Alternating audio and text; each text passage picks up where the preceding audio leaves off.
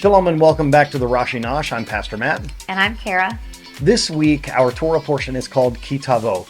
And this is one of my favorite Torah portions because it talks about the first fruits. And this is something that I think is very important for us to apply to our spiritual lives, even though this specifically is talking about the land of Israel and what's known as the 7 species of produce or plants, things that are going on in the land of Israel. I think we can make a spiritual application in our lives about giving our best to the Lord. I just want to focus this week on the first 2 verses of our Torah portion, and they go like this. And it will be, when you come into the land which the Lord your God gives you for an inheritance, and you possess it and settle in it, that you shall take of the first of all the fruit of the ground, which you will bring from your land, which the Lord your God is giving you. And you shall put them into a basket, and go to the place which the Lord your God will choose to have his name dwell there. Now, as the passage continues on, there's like a little speech that you give. There's like a little script that you say. My father was a wandering Aramean, and it goes on from there. But the reason I want to mention these 2 verses is because of what Rashi says here. First of all, it's important to remember that it says, when you come into the land that the Lord your God is giving you as an inheritance, and you possess and settle in it. Why is that important? Well, Rashi tells us that this means that they are not obligated to bring the first fruits until they've conquered the land and divided it into the tribal lands, into the tribal areas. This is important. There are some commandments that you simply cannot do without being in the land of Israel, and there are certain commandments that you can't do, even to this day in the Torah, if there's no temple standing. So it's important that Moses, remember, he's entering the last part of his life. The book of Devarim, or Deuteronomy, as we've mentioned before, is this 30-day series of sermons or messages. It's almost like Moses' personal diary. It's like his journal. It's, what do I need to say to the children of Israel before I pass away? What do I need to tell them before I die? And it's important for us to know that just because Moses is giving them this information, this command, doesn't mean that they can necessarily do it right then. This is a command that's going to happen as they enter the land and possess it. And it also says, of the first, in verse 2, of the first of the fruits. Because not all fruits are subject to the mitzvah or the commandment of the first fruits. Only the 7 species for which the land of Israel is noted. So here in our verse, where it says the word eretz, or land, and the verse that is describing it, it means the land of Israel. It says a land of wheat and barley, vines and figs and pomegranates, a land of oil-producing olives and honey. Oil-producing olives. Now we might think, well, don't all olives produce oil? But we'll get there in just a moment. So, just as the earlier verse in Deuteronomy 8, chapter 8, is referring to the 7 species throughout which the land of Israel is praised. These are the fruits and the things that it's really praised for. Now, we could get a little confused when it says honey, because you could think, well, that's not a produce. That's not something that is grown. But we're not talking about bee honey here. We're talking about date honey from the date palm. So these are the things, the plants, the vines. Obviously, that's talking about grapes for wine and just for eating grapes and making raisins. These are things that the land of Israel is praised for. Now, Rashi says that it's interesting that it says oil-producing olives. This means, according to Sifrei 26:2, it means that these are olives of superior quality, olives that retain their oil and keep it gathered, as it were, inside themselves. Olives that really retain their oil. Thus, that it is a superior fruit. It's a superior olive, which must be brought here. And it also says the same of the honey. It's a superior quality honey that is the honey of dates. This also comes from Sifrei 26:2. Now, I will mention this last comment by Rashi, and then we'll talk a bit about it. Of the first of all the fruit.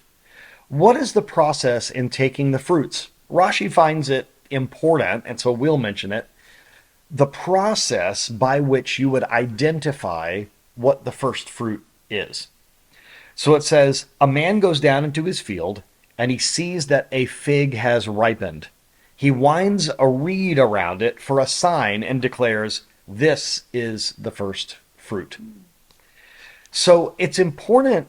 The Torah obviously thinks it's important to mention. God gave Moses the words to say and to write down here.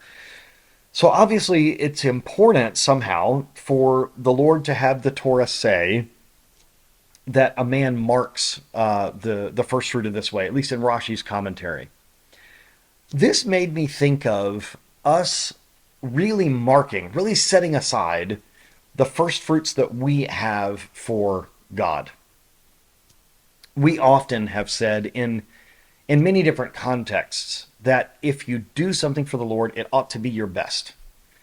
And this brings up an interesting subject, which is sometimes difficult to talk about it, and it can sound a little maybe controversial, but I'm just going to go here with us.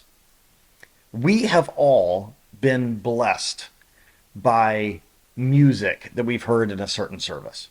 We've all been really brought into the presence of God, sometimes assisted by the talent and the ability and the preparation, the education that someone has when they're leading us. And of course, the first thing that comes to mind is Chazan Gordon, is Cantor Peter.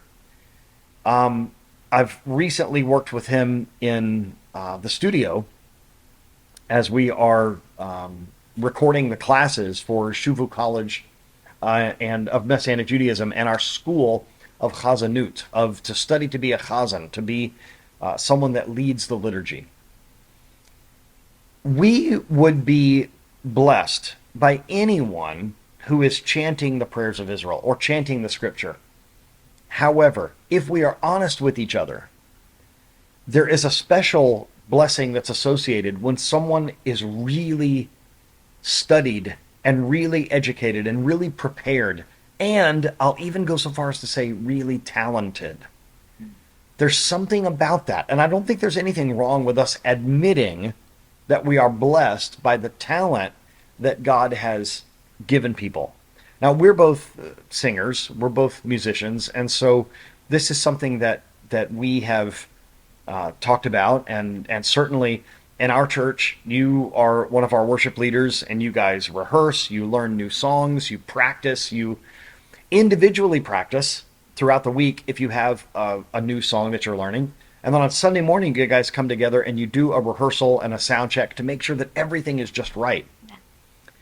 There's nothing wrong with being talented and prepared. And I think there's nothing wrong with mentioning that we are blessed by people giving the first fruits of their ability to the Lord. Now, all of us have experienced worship that is led by someone who has maybe more availability than they have ability. And we can be blessed by that. We can be blessed by someone who maybe doesn't have the most beautiful voice, but is leading us in worship, or in a Jewish context, leading us throughout the Siddur. But there is something to the preparation that we're not phoning it in, so to speak. It would not be at all appropriate. It would not be giving God our first fruits if we just showed up on Sunday morning without rehearsing or making sure that it sounds nice. It would not be giving God our first fruits of our talent to treat it cavalierly or casually. So, although sometimes we don't like to talk about talent and ability and preparation, because I think we're concerned about us putting a spotlight on ourselves or thinking that it's about us. But I think we need to be honest with ourselves and say we are always blessed by people that are well prepared and that are talented in doing what it is that they do. And so giving the first fruits when we talk about our talents and our abilities, anything that you do, we're talking about music because music is what we do. But whatever it is that you do for the Lord, whatever it is that you do in service in your congregation, you must do your best. You must do it in excellence, or it's not worthy of doing it for the Lord. There are people, performers, that will prepare and rehearse and get everything just right before they put on a big performance before an audience. How much more should we, that are not performing, but trying to serve in a capacity in our congregations? If you run the tech in your congregation, if you're clicking the slides, or if you're running the lights or the soundboard or something like that, you must give it your best. If you're a teacher, you must be well prepared. You can't just get up and say, well, I'm just thinking off the top of my head, I might talk about this today.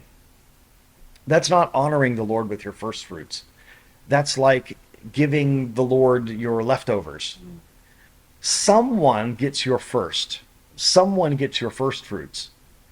And if it's not the Lord, it could be you, it could be your job, it could be someone else. It could be someone that you're trying to impress.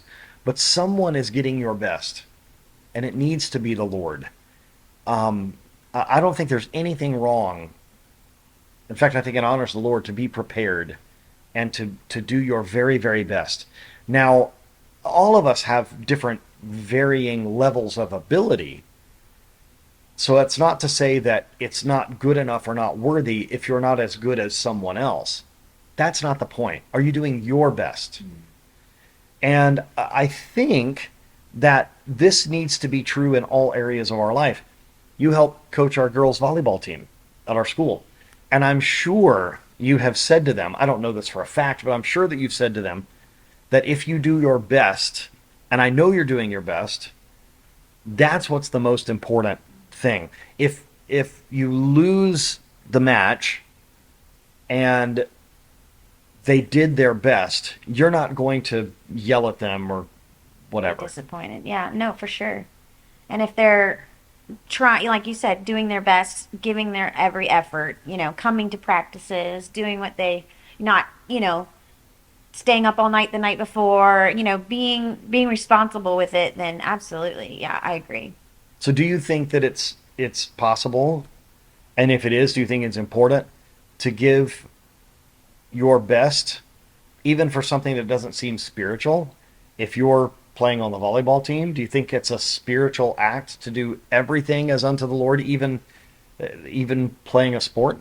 I think so because I feel like no matter the situation, God did give you the ability, the talent, or the athleticism to be involved. And so not only are you doing that for Him, but others are watching you. You know what I mean? So you're setting an example for others as well.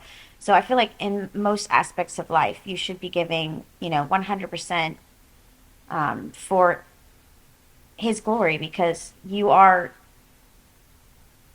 portraying Him 24/7.